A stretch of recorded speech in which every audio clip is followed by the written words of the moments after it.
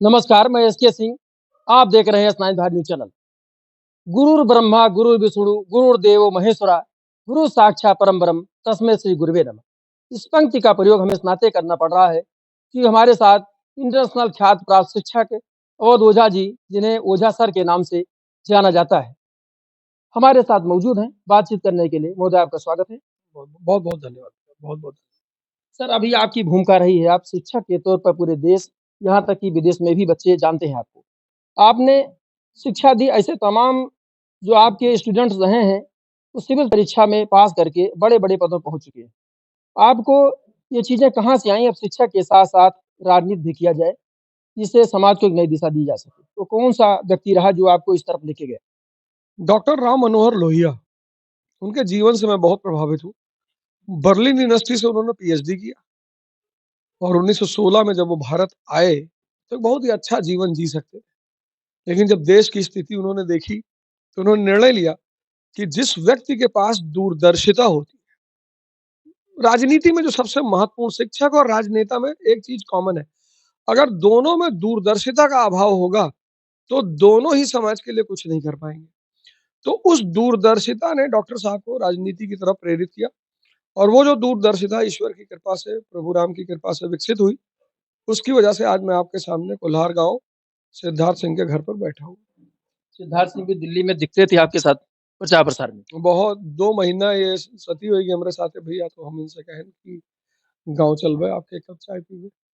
ये लोहिया जी को आपने बताया है, लेकिन वर्तमान में कोई ना कोई राजनीतिक गुरु आपका रहा होगा, क्योंकि जीवन में आध्यात्मिक, राजनीतिक और शैक्षिक गुरु ज़रूर होते हैं। तो कौन-सा राजनीतिक गुरु था, जिसने आपको प्रेरित किया इस क्षेत्र में जाने के लिए? नहीं, अभी ऐसा कोई राजनीतिक गुरु मेरा वर्तमान में नहीं है, लेकिन इतिहास में मेरे पास, मैंने कहा, डॉक्टर लोहिया है, डॉक्टर अंबेडकर हैं, गांधी जी हैं। तो ऐसे कई सारे लोग हैं जिनके जीवन से, चूँकि इतिहास मेरा हिस्ट्री ऑप्शनल विषय था, तो बिस्मार्क जैसे लोगों को पढ़ने के बाद इतनी ज़्यादा चीज़ें वहाँ मिली कि वर्तमान में मेरी तलाश है, अगर भगवान ने चाहा तो कोई ना कोई निश्चित तौर पर मेरा मार्गदर्शन करेगा, क्योंकि मैं राजनीति की प्राइमरी क्लास में पहुँचा हूँ, तो वहाँ मुझे किसी न किसी गुरु की आवश्यकता ज़रूर पड़ेगी। आप चूँकि गोंडा के रहने वाले हैं, वजीरगंज के ओझापुरवा के रहने वाले हैं, तो एक बार कैसरगंज लोकसभा सीट से बातचीत चल रही थी कि आप लोकसभा की भारतीय जनता पार्टी प्रत्याशी होंगे। तो आपने भाजपा को विकल्प तौर पर क्यों नहीं चुना? आप आपकी तरफ क्यों चले गए? मैं प्रयागराज से टिकट ले माँग रहा था उनसे, और हमारे बसंतपुर के प्रधान हैं मयंक मिश्रा, उन्होंने कहा था कि भैया भाजपा से टिकट कैसरगंज से ले लेबो तो हम में ना देखबो। तो हमारे लिए रिश्ता बहुत बड़ी चीज़ है, इसलिए। और हमारी माताजी ने भी कहा कि भैया देखो, और नेताजी ने हमेशा जब भी मुझे ज़रूरत पड़ी है, तो उन्होंने हमारी मदद की है। नेताजी मतलब? बिरभूषण सिंह की मैं बात कर रहा हूँ। तो उन्होंने जब भी हमारी आवश्यकता पड़ी है, तो उन्होंने हमारी मदद की है। तो इन सब कारणों से कैसरगंज मुझे जाना ही नहीं है, और वहाँ ना जाना था, ना जाना है। जी। दिल्ली में आपने भाजपा को क्यों नहीं चुना? आपकी तरफ क्यों चले गए? भैया उनके क्या यहाँ, दिक्कत? आप जैसे कोई घरे गए हो कि भैया मैं खाना दे दूँ, तो कहीं से आगे बढ़, आगे बढ़। तो आगे बढ़ो तो कोई घर के बहरे कटोरी में खीर बन के खड़ा रहा, तो आप ओकरे साथे ना जाओ। तो वही हमरे साथे बा। हम जब इनसे कहें प्रयागराज से टिकट दे दो, तो कहीं आगे बढ़। तो हम आगे बढ़ गए, तो आगे बढ़ गए, तो हमारे नेता माननीय अरविंद केजरीवाल जी वह कटोरा में खीर लेके खड़ा रहा, तो उनके साथ मुझे जाना ही था, तो मैं आज उनके साथ। तो दिल्ली में भी भाजपा से मिल सकता था। आप अब चाहते अब भैया संभावना ही नहीं है। जी। अब मतलब जैसे होता है ना कि एक संभावना है, तो वो संभावना ही नहीं है कि भाजपा के बारे में विचार किया। जी, केजरीवाल जी निस्संदेह अच्छे नेता हैं, एक उच्च कोटि के एक बढ़िया फर्स्ट क्लास नेता हैं, काम भी अच्छा करते हैं। लेकिन क्या ऐसा कारण रहा कि वो भी हार गए और उनकी पार्टी बहुत मतलब खराब वोटों से चुनाव हारी? खराब कहाँ? 43% वोट हमको मिला है, 2% से हमारे, तो पूरे हाँ, पौने 2 पूरे दिल्ली में 1,92,000 वोट से हम हारे हैं। 43% जनता ने हम पर भरोसा की, पहली बात। दूसरी बात, केजरीवाल जी बहुत दूरदर्शी आदमी हैं। मानव रिसोर्स, मानव संसाधन पर काम करते हैं।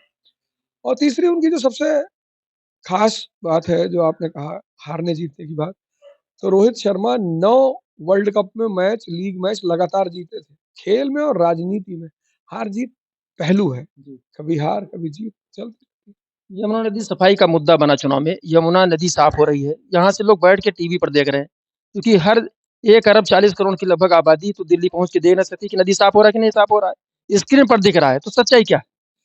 मशीन हमने मंगवाई थी, आम आदमी पार्टी वालों ने मशीन मंगवाई थी, सफाई वाली मशीन वो हमारी पार्टी ने मंगवाई थी।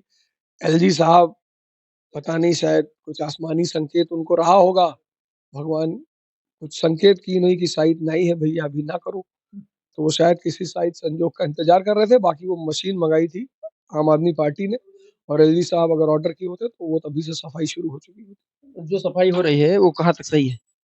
नहीं, चूंकि मैं पिछले 1 हफ्ते से गाँव में हूँ, तो दिल्ली में जो भी गतिविधियाँ हैं उसकी मुझे कोई जानकारी नहीं, तो उसपे मैं कुछ कह नहीं सकता। पार्टी ने जिनको संभावना चल रही थी भारतीय जनता पार्टी को मुख्यमंत्री बनेगा, हटा के कहा जाता है कि जिसे चर्चा में जिसका नाम होता है भारतीय जनता पार्टी उसको लाती ही नहीं। तो वर्तमान सीएम लोग क्या कहेंगे? भैया हम सिर्फ अपने घर के बात करी थी। भारतीय जनता पार्टी क्या करती है उस पे हम नहीं चर्चा कर पाएँगे। हम अपने घर आम आदमी पार्टी जो है उस पे मैं आपसे बात कर सकता तो कहती हैं भ्रष्टाचार की सारी फाइलें खुलेंगी। हूँ। बिल्कुल, अरे वो अच्छी बात है, उसमें क्या दिक्कत है?